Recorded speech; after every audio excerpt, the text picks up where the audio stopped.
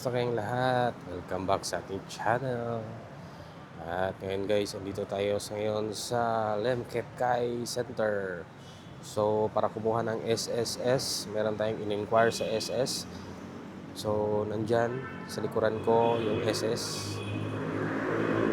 And then, nandito tayo ngayon sa paid parking ng Lemket Kai Mall. So, the way they park guys, so ituturo ko sa inyo. First, kapag nandun na kayo sa toll, kailangan nyo pindutin yung button, and then after nun, makukuha nyo na yung ticket nyo. Tapos, save nyo lang yung ticket nyo, itago nyo, and then kalaunan kapag na-exit na kayo, doon kayo magbabayad. So, yung parking fee pala dito guys, pag sasakyan ay 30 pesos. So, mayroon din silang rate kapag overnight parking. Pero kapag all day parking, at kapag may bibilhin ka at may resibo ka, libre ka. Pero kami dito ay nakapark lang dahil may sadya kami sa SS. So, yung parking fee, all day parking fee ng motorsiklo ay 30 pesos. So, hindi pala 30 pesos. Kapag sasakyan ay 30 pesos. And then, kapag motorsiklo ay 20 pesos. So, ito yung parking fee nila guys, dati-rati. Itong parking fee na to ay ito pala parking fee. Dati-rati guys, itong parking lot na to ay napakaraming nakapark nung panahon na libre pa yung parking. Pero ngayon na may bayad na ay medyo kakaunti na lang yung nagpa-park ng mga motorsiklo. So, yan nga no, kasi nagbabago. So, may bagong rate sila. So, at kapag nakapark ka naman sa tabi-tabi ay pwede kang multahan ng malaking multa.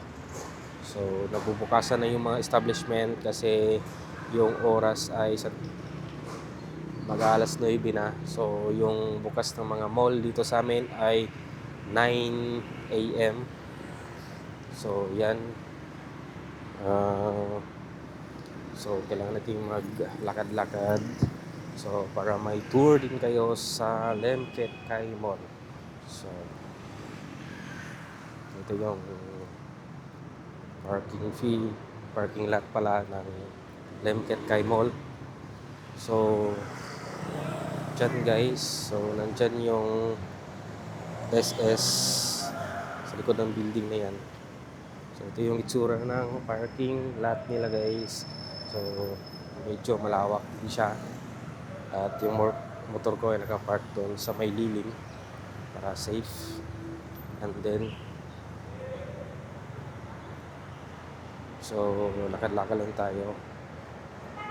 And then guys, so, balik tayo sa motorsiklo kasi masyadong medyo umiinit na. And then, kapag nandito ka nakapark guys, ay kailangan mo talagang secure yung mga helmets mo kasi walang anong tawag dito, walang insurance kapag nawalan ka ng gamit dito.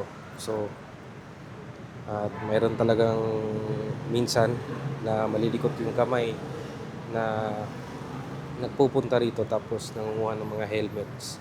Kaya dapat nakasecure yung mga helmets mo.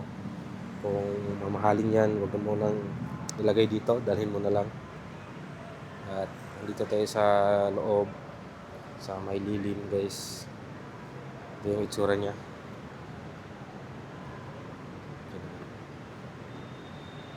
So, ito yung kabuang parking lot ng Lemket Kai Center.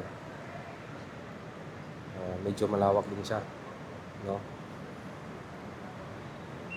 At yun na guys, so ito na muna magtatapos yung video natin.